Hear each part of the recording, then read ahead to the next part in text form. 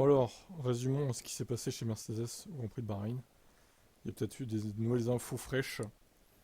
George Russell, une journée étrange aujourd'hui. Lewis et moi avons été confrontés à un problème similaire. Alors du coup, Hamilton a la confirmation qu'il avait le même problème. Surchauffe moteur dès le début, nous avons géré ça tout du long. C'est dommage car nous avons pris un très bon départ. J'ai réussi à faire un bon dépassement sur Leclerc pour la deuxième place, mais très vite. J'ai eu des avertissements sur mon volant. Pour gérer la surchauffe, nous perdions des dixièmes de seconde par tour. C'est très difficile de retenir quelqu'un derrière moi. C'est dommage que nous n'ayons pas pu montrer le réel potentiel de la voiture. Ouais, mais alors, moi ce que je me disais, c'est qu'au final, Bahreïn c'était pas la canicule non plus. C'était même assez frais, il faisait 17-18 degrés, pas plus. Alors qu'est-ce que ça va donner dans les circuits où il fera 30 degrés dans l'air en fait? Moi j'ai peur de ça, hein.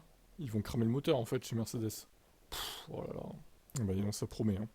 Heureusement, ce n'est pas un problème dont on doit se préoccuper. Nous nous sommes trompés dans la configuration du refroidissement.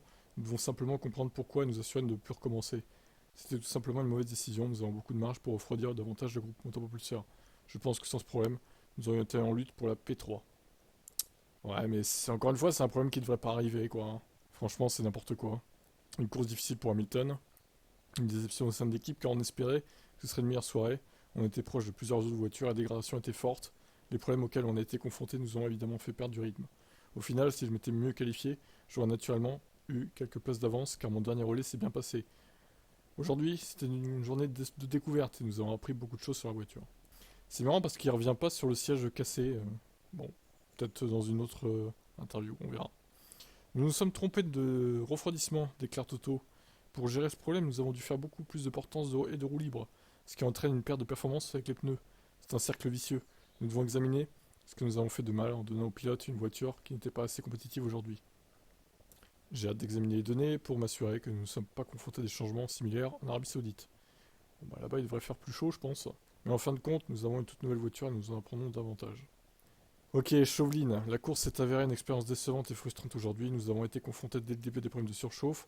La portance et la roue libre supplémentaire que les pilotes ont été obligés de faire à cause de ça leur ont également fait perdre de la température de pneus. Ils ont fait de leur mieux pour faire face, George essayant vaillamment de se défendre contre ceux qui étaient derrière et Lewis pourchassant ceux de devant. En fin de compte, les P5 et 7 étaient probablement ce qu'on pouvait faire de mieux face aux problèmes auxquels on a été confrontés. C'est décevant que nous ayons sous-performé aujourd'hui. Nous allons partir et revoir ce que nous aurions pu faire différemment. Nous examinerons également nos réglages généraux, car il était clair qu'aucun des deux pilotes n'était satisfait de l'équipe de la voiture, qu'il était pendant le reste du week-end. Donc en gros, pendant les essais ça allait, et pas pendant la course quoi. Ok. Très bien, bon bah j'espère qu'il n'y aura pas de problème similaire de surchauffe moteur à Jeddah. Et pour les autres rendez-vous, genre les courses estivales, il faut pas qu'il y ait ce problème-là, hein. La Hongrie, j'y pense, l'Espagne, il fait généralement chaud aussi. Et bien d'autres courses. Voilà pour l'interview des quatre, hein.